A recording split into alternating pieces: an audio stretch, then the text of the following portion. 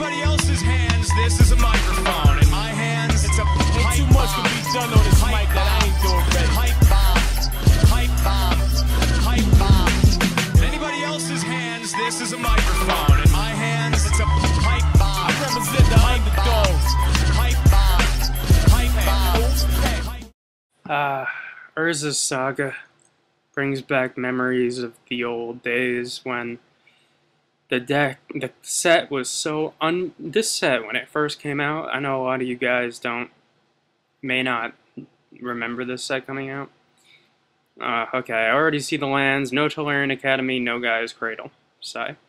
When this set first came out, some of the cards were so good, people wanted them banned immediately. And I mean like Jace the Mind Sculptor banned. That's pretty badass, but not great. That's just a big flower that untaps. That's a great card for limited. But oh man, Tolarian Academy and some other of the fun stuff in this set. You had infinite combos, and that's the money rare. I got one money rare. Oh, sweet. Now let's see if I could actually build a deck out of the rest of this. Urza's armor is pretty cool. Don't mind me if I have to look at every single card, because to be honest, I don't remember most of them.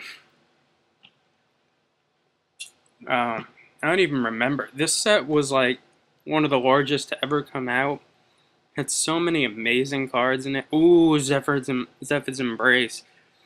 That was like the greatest enchantment ever made before enchantments were really that good. That's a cool card. I do have a lot of, you know, like this set, as in many others, large green creatures are prevalent. Lots of goblins.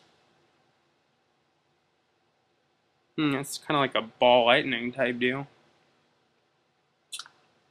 No, it's corrupt. That's not bad. Problem is, you're gonna go up against, this is just like every other draft that you'll ever play, that people maybe are not familiar with the cards, or people just take the best they can. So usually people use black for its removal, and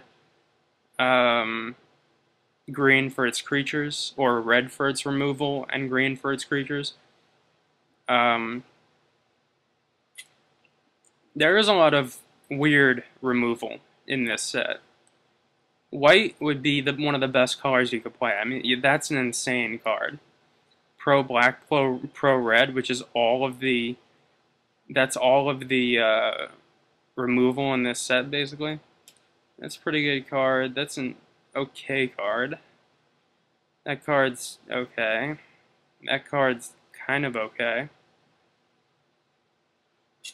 But I mean, tapping one to prevent one, you're gonna run into a ton of artifacts and enchantments. And great. I was kind of hoping I would get a couple different runes of protection. Pro red is always good. That's a good card when a creature comes out, makes a creature. Those are the cool enchantments in this set. Whenever a player plays an enchantment, that's kind of like hesitate, and I was kind of hoping that it would be like, you know, if a player plays a spell or whatnot, you know, there's a lot of bounce back and untapping in this set, and a lot of cool, when they came out, brand new mechanics that have never been done before. That's a cool card. I have a ton of really good sideboard cards, but that's pretty much where it ends. Cloud of Fairies is highly underrated. That's an okay card, but not unlimited. That's a great control card. Zephyr's Embrace, that's a cool card too, because your opponent's going to have enchantments. I mean, Rancors are rampant. And that's a power sink, which is really useful in limited. It taps down almost all their mana if they don't do it right. Ostracize, return a creature, destroy a non-black creature. I have a feeling I'm going to, you know, but like all sets, you want flyers, regenerators, protection, creature control and just killing things and whatnot. Switch a creature's power and toughness is okay sometimes. That's not bad. That's a very good removal spell. That is not so much, but it's good against 1/1s, which there are a good chunk of 1/1s in this set. Not a huge fan, but okay. That's a good card. Not a fan. Pygmy Soar. That card was really good in drafts when you were heavy red. Mountain Walk, and that's a good sideboard card. Fire Ants, which is like a pestilence, but it doesn't die. Whenever it becomes tapped, it deals 1 damage to our creature or player, which does work with that tap prevent the damage, but not a huge fan. Destroy an artifact is useful when you're dealing with artifacts you don't like. That's good in the sideboard. Oh, Pyromancy. I remember having a Pyromancy deck. Makes Heretic's Punishment look like a piece of garbage. Crop Rotation's fantastic. That's a good card. It's worth money, but not playable. That's an amazing card. 1 mana, and when a player plays a creature with flying, it becomes a 3/5. There's a Rancor, which is necessary in every deck. Oh, I love that card, Taunting Elf.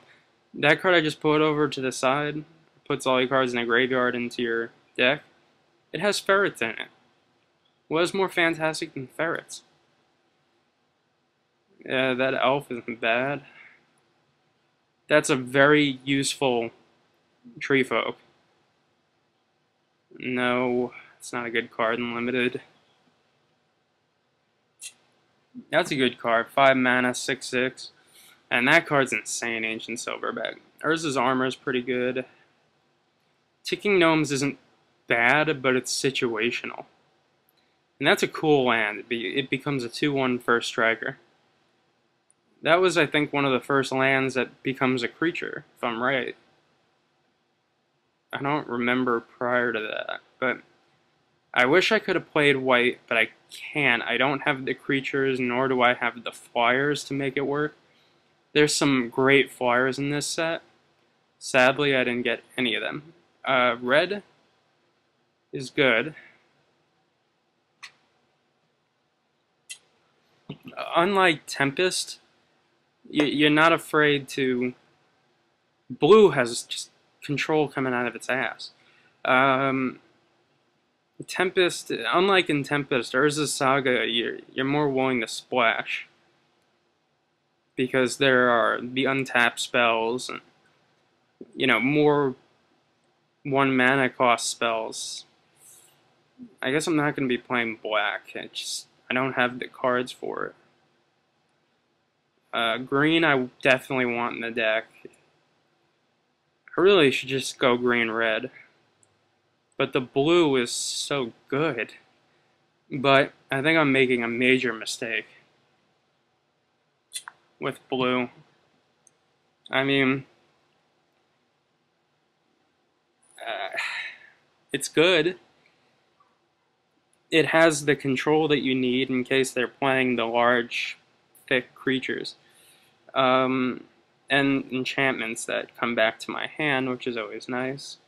That card's a great control card. That's Zephyr's Embrace. I mean, come on. Zephyr's Embrace. It's insane.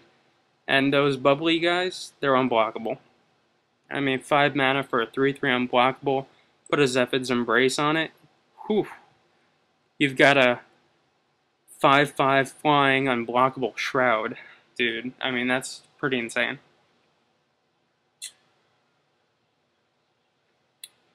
Now I have to choose between blue and red.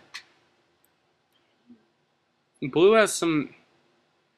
I just think that in the end, if you're going to be going up against as many large creatures as I have a feeling I will be going up against, red just isn't where I want to be, except it has that removal that I desperately need, and that Pyromancy is looking oh so nice.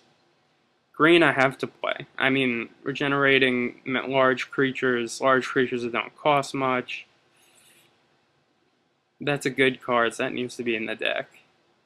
There's another burn spell, that's good. Yeah, that's very good. The rest are kind of... Maybe if I had... Oh, get to Fire Slinger, I think that's the name, but I forget. I have good red cards and like subpar red cards. That's sad, because red would be great, especially with Pyromancy in the deck, and the green cards that I do have. But I just get this feeling that Pyromancy isn't, you know, green-blue is going to be a much stronger for me, personally. I mean, in Saga, people were not drafting green-blue decks. Green-black, blue-white, they kept it simple. Blue was always good, you know, because you want big creatures, you want creatures that fly, and you want to deal damage. That's the three main things you need to remember. I hate making cuts. Taunting Elf is useful when you actually control the board and you need to get that couple of damage dealt. Yeah, I'm just gonna have to stick to a couple red cards here.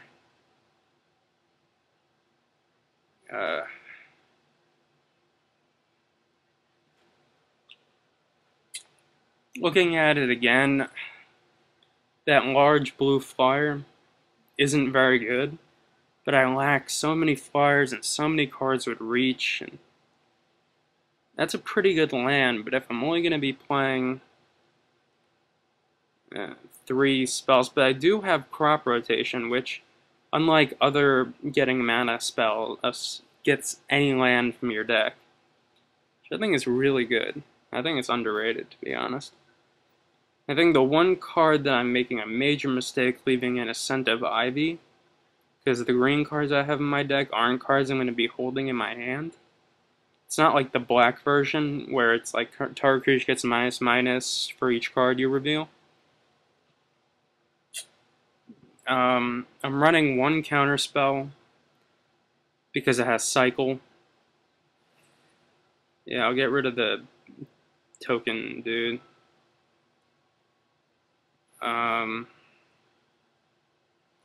I could play like a 50 card deck.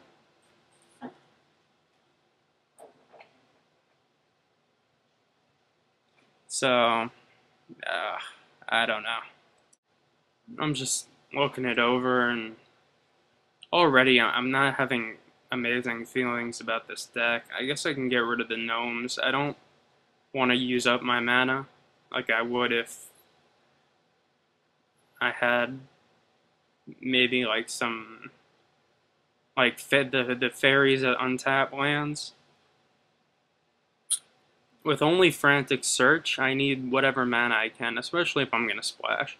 Although splashing is very easy because I have crop rotation and an elf that, or a druid or whatever the fuck he is, the dude that when he dies I get 2 basic lands and put him in my hand. That's a badass little card right there.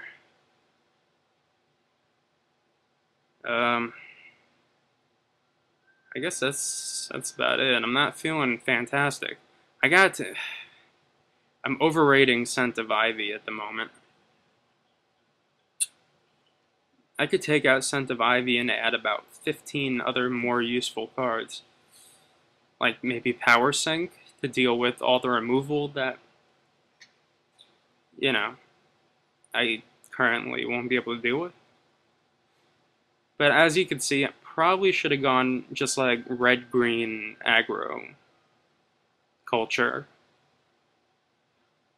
But it's not a terrible deck, it's just not a deck I feel like has a chance at really winning. But I'm gonna give it a shot. I got some good cards and, you know, good sideboard stuff. I know Opportunity is a great card, but 6 mana is a lot, even though I do have access to a lot of mana. Not 100% on that, and I don't have a ton of cycling cards either, which also worries me. But I have a feeling that this should do pretty well. Mana-wise, I can get rid of one mountain. I don't need it. Add another land. Maybe make it even, even out. And if everything works right, I should do pretty well. If it doesn't, I will die in a blaze of wondrous glory. So, that's my Saga deck, and I'll give it a try. Yay!